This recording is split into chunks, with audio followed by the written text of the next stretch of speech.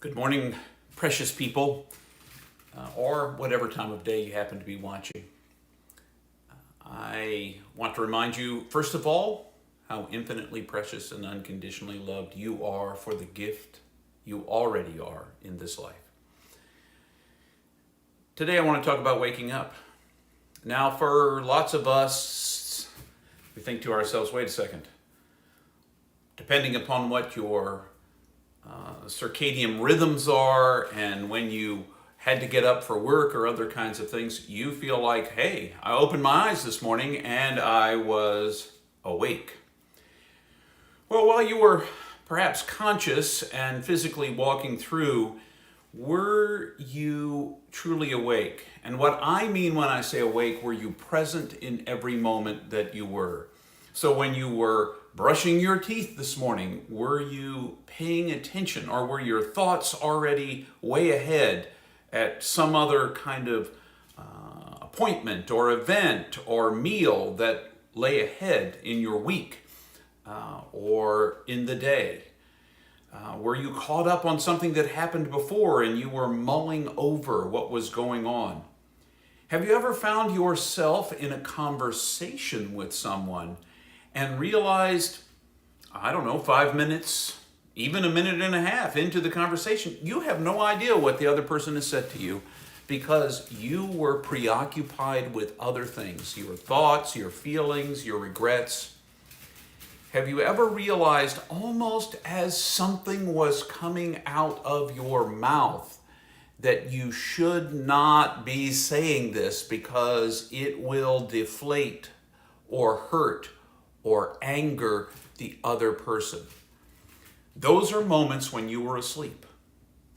You were asleep because you missed those moments. I can't tell you how many times in my life, and even today when I try to stay awake, that I miss something someone said and I have to apologize and say, I'm sorry, I missed what you just said to me. Could you repeat it, please?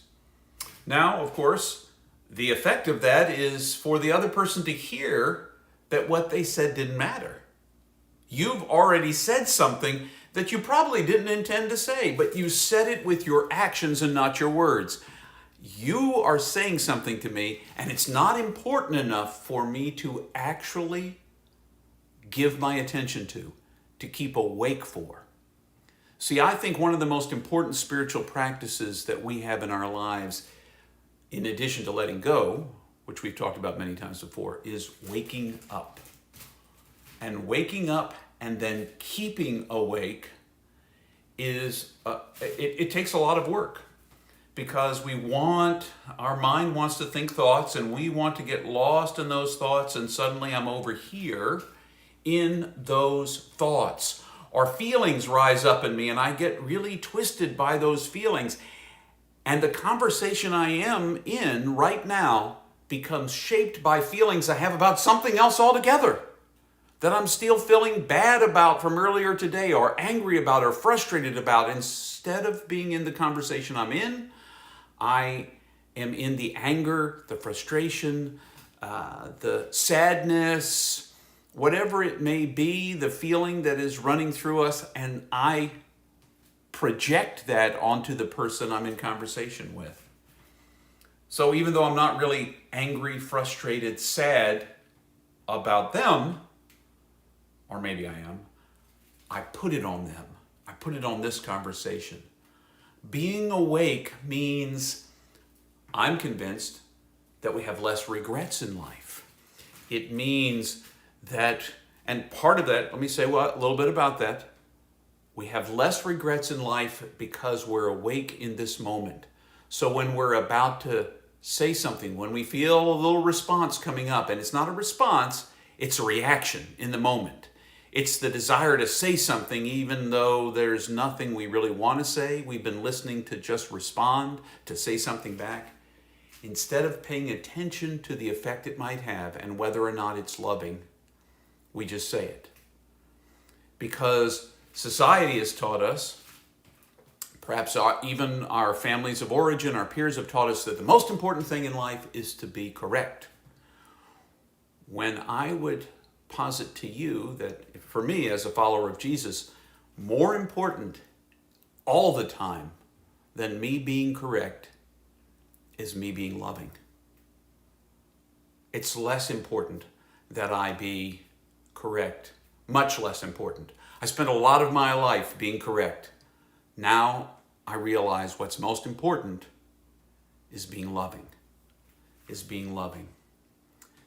You know, I was reading a book by Thich Nhat Hanh, probably not original to him, wonderful Buddhist monk, Thich Nhat Hanh, and said, before we say things, when he's talking about right speech, one of the important pillars, is it true? Is it kind? Is it necessary? If not, don't say it. Don't say it. That would make me say a whole lot of less things in my life. So, are you really awake? Have you heard what I said? Are you going to hear whoever you're listening to in your next conversation? The only way you can is, you can't be awake to that conversation that hasn't happened yet now, because now is where you are.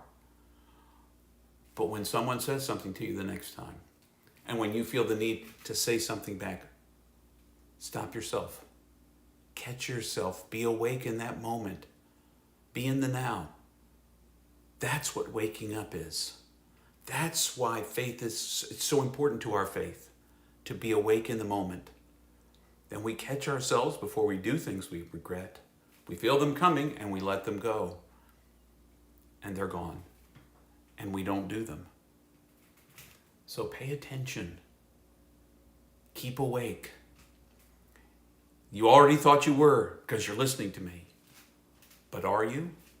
And the next time you catch yourself asleep, just say, oh, I was sleeping through that. I'm sorry. I'm waking up. I'm waking up. The best way to respond is to realize when you're asleep and then wake up and just keep practicing that. And eventually, perhaps you'll be awake a lot more of the time. It takes practice, it takes work. So wake up, and wake up to the fact,